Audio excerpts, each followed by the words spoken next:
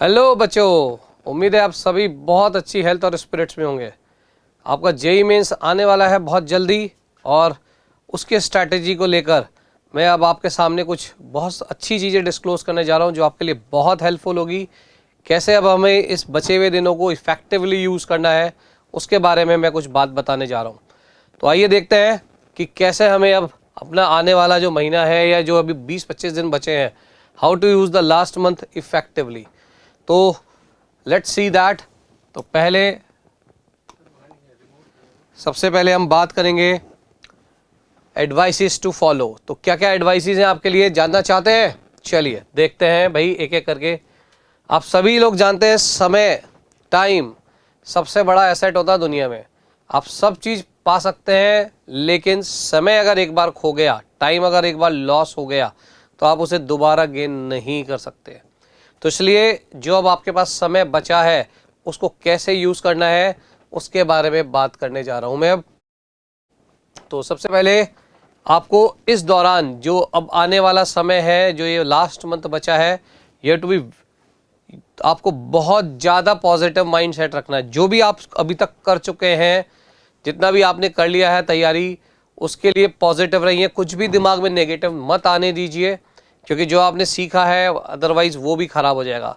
क्योंकि खाली दिमाग भी शैतान का घर होता है, आपको पता है। और नेगेटिव चीज़ें अगर आपके दिमाग में आ गई तो आपकी जितनी भी पॉजिटिव चीज़ें हैं वो भी सब बेकार होनी चली जाएंगी। ठीक है, तो हमें ध्यान रखना होगा कि हमें सिर्फ ये देखना है कि हमारा सिलेक्शन होना ही होना है। हमें उसको कैसे कैपिटलाइज करना है, उसके लिए पॉजिटिव माइंडसेट बहुत ज़रूरी है। तो do not listen to any negative advices. लोग आपको अलग अलग बातें बताएंगे। कुछ बच्चों के दिमाग में आता है कि अगर ऐसा हो गया तो क्या होगा। कुछ भी मत सोचिए इस तरीके का, सब अच्छा होगा। अगर आपने तैयारी बढ़िया से करी है तो ज़रूर आपको आपकी मेहनत का फल मिलने वाला है।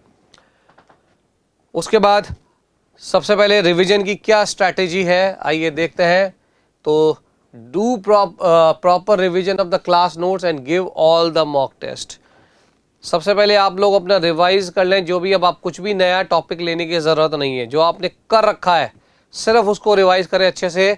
और जितने भी मॉक टेस्ट हैं जो भी आपके पास हैं सीरियसली दें। और उन पेपर्स को, जो सबसे इंपॉर्टेंट बात है, जो भी पेपर करने के बाद आप एनालाइज जरूर करें। एनालाइज करेंगे तभी आप सीखेंगे आपने गलती क्यों करी। उसके बाद देखें उस क्वेश्चन आपसे क्यों नहीं बना। क्या आपको कॉन्सेप्ट नहीं आता था, या जल्दबाजी में आपने गलत कर दिया, या क्या कारण रहा, उसको एनालाइज करें। सबसे इंपॉर्टेंट बात है पेपर का एनालिसिस करना। और फिर अपनी वीकनेस आइडेंटिफाई करें कि इस पर्टिकुलर टॉपिक में आपकी ये समस्या है। उसको फिर से नोट्स को रिवाइज करें और देखें भाई ऐसा क्यों हो रहा है, वो पेपर में क्वेश्चन क्यों नहीं बना। तो इसलिए मॉक टेस्ट देना बहुत ज़रूरी है। मॉक टेस्ट दें आप अपने घर पे बैठकर या जैसे भी, और उसी दौरान दें जिस समय आपका जेई मेन का टेस्ट होता है। Do not sleep in JEE main exam time slot. बहुत इंपॉर्टेंट बात है। मान लीजिए आपका स्लॉट जो भी आपको मॉर्निंग सेशन में या इवनिंग सेशन में जो भी आपको टाइम आने वाला है, ये तो अभी आपको नहीं पता, लेकिन इसी दौरान आप टाइम स्लॉट के दौरान ही टेस्ट दें। ऐसा ना करें कि आप किसी भी समय रात को बैठ के टेस्ट दे रहे हैं मॉक टेस्ट, या सुबह अर्ली मॉर्निंग दे रहे हैं। आप उसी दौरान दें जिस समय आपके स्लॉट दिए जाएंगे जेई मेंस के, क्योंकि उससे आपका जो बायोलॉजिकल क्लॉक है वो सेट होगा उसी दौरान। तो इसलिए बहुत ध्यान रखें, आप उस समय ना सोएं जिस समय जेई मेन का एग्ज़ाम की जो डेट आएगी या टाइम आएगा वो है।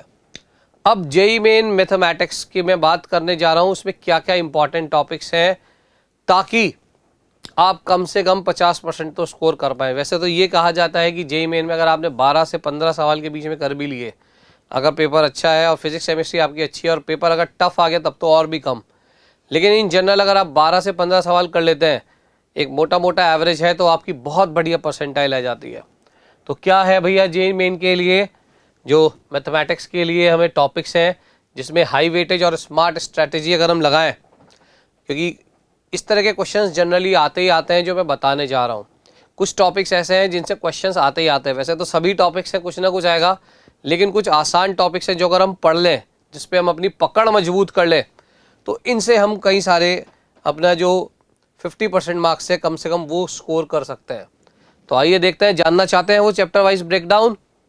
चलिए देखते हैं भाई वो चैप्टर वाइज ब्रेकडाउन क्या है। सबसे पहले 3D।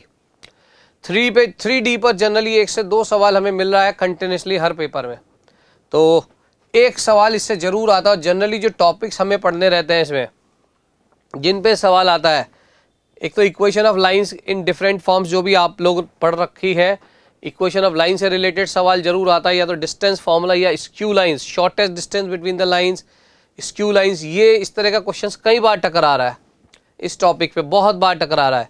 या प्लेन से रिलेटेड सवाल, प्लेन और लाइन से रिलेटेड सवाल, इस टॉपिक्स को जरूर कवर करके जाए। आपको एक ना एक सवाल जो मिलता है वो जनरली इसी टॉपिक से आपको मिलता है। दूसरा टॉपिक आइए देखते हैं क्या है। दूसरा है डेफिनेट इंटीग्रल। डेफिनेट इंटीग्रल से भी क्वेश्चन आ रहा है और जनरली डेफिनेट इंटीग्रल में प्रॉपर्टी बेस्ड क्वेश्चंस काफ़ी आते हैं। तो अगर आपको प्रॉपर्टीज़ अच्छे से याद हैं, अगर आपने प्रॉपर्टीज़ पढ़ रखी है तो अच्छा कमांड है, तो एक क्वेश्चन अगर इससे आगे तो आप निकाल के ले जाएंगे आराम से। या फिर लिमिट एज अ सम का क्वेश्चन आता है इंटीग्रेशन में, जनरली प्रॉपर्टी से आता है, लेकिन इंटीग्रेशन एज अ सम या लेबनीज का एप्लीकेशन, इनसे रिलेटेड सवाल अक्सर देखा गया है। तो अगर आपका इन तीनों टॉपिक्स पे कम से कम कमांड है इन इंटीग्रेशन के टॉपिक्स में, तो मोस्ट ऑफ द टाइम्स जो सवाल आता है वो इसी टॉपिक से रिलेटेड आता है। तो ये दूसरा टॉपिक आपके लिए था जो आपको कवर करना है। तीसरा टॉपिक जो आपको कवर करना है वो है सीक्वेंस एंड सीरीज। हालांकि इस टॉपिक से कई बार सवाल थोड़े से लेंदी भी आ जाते हैं, लेकिन अगर आपने ये कर लिया, जनरली सम से रिलेटेड प्रॉब्लम आती है एपीजीपी मिक्स करके। पहले एजीपी भी आता था, तो एजीपी से भी रिलेटेड आपको आइडिया होना चाहिए। और एक मिसलेनियस सीरीज, मिसलेनियस सीरीज भी बहुत आ रही है। तो एपीजीपी अगर आपको टीएन निकालनी आती है, अगर आपने इस पे कमांड कर लिया तो ये क्वेश्चंस बन जाते हैं। हालांकि एपी और जीपी ही आपके सिलेबस में ज़्यादातर क्वेश्चंस आते हैं, मैंने फिर भी मिसलेनियस सीरीज लिख दे रहा हूँ। इस पे कमांड रखेंगे तो आपको टीएन निकालने में आसानी रहेगी और बहुत जल्दी से सवाल कर पाएंगे। उसके बाद अगला आता है बाइनोमियल। इस पे जनरली क्वेश्चंस आ रहे हैं, जैसे अगर आपको जनरल टर्म निकालनी आती है उसका एप्लीकेशन बहुत आ रहा है। अगर आपको जनरल टर्म में जनरल टर्म निकालनी आती है तो उसकी मदद से आप या प्रॉपर्टीज़ की मदद से इससे रिलेटेड क्वेश्चंस जैसे आते हैं, रिमाइंडर निकालो, या लास्ट की यूनिट प्लेस पे डिजिट निकालो, ये लास्ट के 2 प्लेस पे डिजिट निकालो। कहने का मतलब है जनरल टर्म, बाइनोमियल की प्रॉपर्टीज़ और एप्लीकेशन इनका, इस पे क्वेश्चंस बाइनोमियल में आ रहा है। और बाइनोमियल में बस यही है कि अगर आपको प्रॉपर्टीज़ क्लिक कर गई, ये जनरल टर्म निकालना आता है, तो आप इस तरह के क्वेश्चंस बहुत आसानी से डील कर लेंगे। तो मैं यही कहूँगा कि आपको इन पे कमांड रखें और इन पे क्वेश्चंस आते हैं। उसके बाद एप्लीकेशन ऑफ डेरिवेटिव अपने आप में काफ़ी बड़ा टॉपिक है, इस पे क्वेश्चंस आता ही आता है। इसमें कई चैप्टर्स आ जाते हैं, जैसे मोनोटोनिसिटी, मैक्सिमा मिनिमा, है ना, Lagrange's mean value theorem, Rolle's theorem. तो ये जो टॉपिक है, जैसे monotonic function, increasing decreasing, mean value theorem, Rolle's theorem, Lagrange's theorem और application of maxima and minima, ये तीनों अगर आपके ढंग से कवर अप है तो आप इस टॉपिक का सवाल निकाल के ले जाएंगे। जनरली मिक्स करके सवाल आ जाता है इसका इंटीग्रेशन के साथ भी, जैसे लेबनीज थ्योरम लग जाती है। तो एक एप्लीकेशन ऑफ डेरिवेटिव आपको जरूर आना चाहिए। यह बहुत भारी टॉपिक नहीं है। मोनोटोनिसिटी काफ़ी आसान चीज़ है, मोनोटोनिसिटी मज़ा भी आता है क्वेश्चन करने में, कई बार रेंज का क्वेश्चन भी आ जाता है। तो अगर आपको मोनोटोनिसिटी पता है तो रेंज भी निकाल लेंगे फंक्शंस की। तो ये 5वां चैप्टर था, एप्लीकेशन ऑफ डेरिवेटिव्स। उसके बाद एरिया अंडर कर्व, इस पे भी क्वेश्चंस आ रहे हैं और ये काफ़ी आसान चीज़ है। अगर आपको कर्व प्लॉट करनी आती है तो सबसे पहले तो आपको कर्व स्केचिंग आनी चाहिए, और जनरली जो क्वेश्चन आता है वो एरिया अंडर 2 कर्व्स का आता है। तो इसमें ज़्यादा कुछ है नहीं, बस आपको कर्व प्लॉट करनी आनी चाहिए और इंटीग्रेशन आना चाहिए। ऊपर वाली कर्व में से नीचे वाला कर्व का एरिया घटाना होता है generally, upper curve minus lower curve, अगर वो एक्स एक्सिस के रेस्पेक्ट में आप बना रहे हैं। तो ये काफ़ी इंपॉर्टेंट एक आर्टिकल है और इजी आर्टिकल भी है जिस पे क्वेश्चंस आ रहे हैं। उसके बाद स्टैटिस्टिक्स, मैं ये कहूँगा कि ये मतलब एक तरीके से आपके लिए बहुत बढ़िया अपॉर्चुनिटी है। स्टैटिस्टिक्स बहुत डिफिकल्ट भी नहीं होता है, इस पे क्वेश्चन आता भी है। मीन, मॉड, मीन, मीडियन या वेरिएंस और स्टैंडर्ड डेविएशन पे रिसेंट पास्ट ईयर्स में वेरिएंस और स्टैंडर्ड डेविएशन को लेकर कई सवाल आए हैं। तो अगर आप इस पे कमांड कर लें, वेरिएंस और स्टैंडर्ड डेविएशन की प्रॉब्लम्स पे बहुत सारी प्रॉब्लम्स अगर आप लगा लें, या आप मॉक टेस्ट भी देंगे और अगर आप अपने चैप्टर रिवाइज कर लें अच्छे से, तो एक क्वेश्चन जनरली इस टॉपिक से मिल ही रहा है। उसके बाद क्वाड्रेटिक में भी हमें जो क्वेश्चन मिलता है जनरली वो कंडीशन फॉर कॉमन रूट्स या sum and product of roots of quadratic या हायर डिग्री इक्वेशंस या लोकेशन ऑफ रूट्स, इस तरीके का जो टॉपिक है लोकेशन ऑफ रूट्स, इससे हमें क्वेश्चंस मिल रहे हैं। तो अगर आप इनको कवर कर लें, इनको ढंग से पढ़ के जाएं, तो आपके लिए बहुत ही बेनिफिशियल होने वाला है। उसके बाद आईटीएफ भी एक चैप्टर ज़्यादा डिफिकल्ट नहीं है। उसमें आपको क्या करना है, उसकी प्रॉपर्टीज़ याद होनी चाहिए और उसका ग्राफ, इससे रिलेटेड क्वेश्चंस कई बार आ रहे हैं और आप देखते हैं, आप जानते भी हैं आईटीएफ का यूज़ कहीं पे भी इंटीग्रेशन में भी आ जाता है।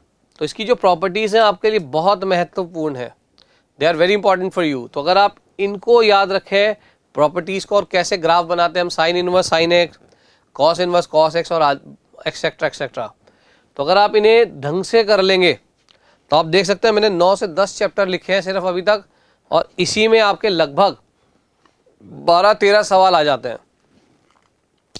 तो हालांकि बताने को तो और भी चीज़ें हैं, और भी चैप्टर्स हैं, लेकिन ये जो 9-10 चैप्टर मैंने आपको बताए हैं एप्लीकेशन ऑफ डेरिवेटिव में, क्योंकि 2-3 चैप्टर आ जाते हैं, तो इन्हीं से हमारे 12 सवाल कवर हो जाते हैं।